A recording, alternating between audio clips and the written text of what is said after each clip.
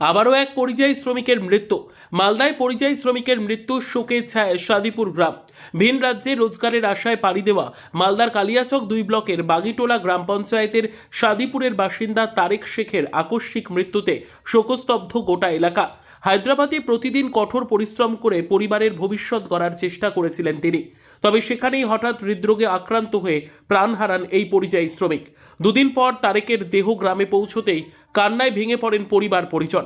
একমাত্র উপার্জনক্ষম সদস্যকে হারিয়ে চরম সংকটে পড়েছে তার পরিবার।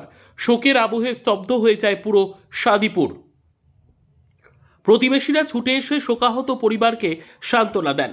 খবর পেয়ে মৃতের বাড়িতে যান মোথাবাড়ি বিধানসভা কেন্দ্রের বিধায়ক ও রাজ্যের মন্ত্রী সাবিনা ইয়াসমিন। তিনি পরিবারের সঙ্গে কথা বলে পাশে থাকার আশ্বাস দেন এবং প্রশাসনিকভাবে প্রয়োজনীয় সব সহায়তার প্রতিশ্রুতি দেন।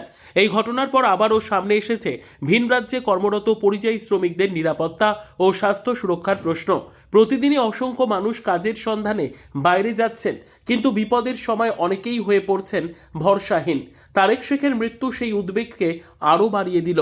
কঠিন সময়ের মধ্যেও সরকারি সাহায্য ও সমাজের সহানুভূতি কিছুটা স্বস্তি দেবে, এমনটাই আশা গ্রামের মানুষের।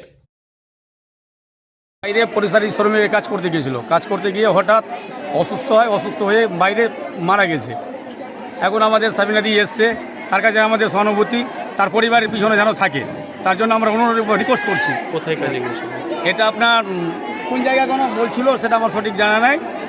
আপনার বোম্বাই বা কোন জায়গা ছিল ওটা সঠিক আমি বলতে পারছি না। হায়দ্রাবাদে। কত বছর বয়স? ও বয়স আপনার অনুমানিক 20 প্লাস। বিয়ে হয়েছে? না, বিয়ে শাদী হয়নি। বাবার আর্থিক দুর্বলতার কারণে উনি বাইরে গেছেন। গ্রামের নাম? এটা গ্রামের নাম হচ্ছে সাদিপুর।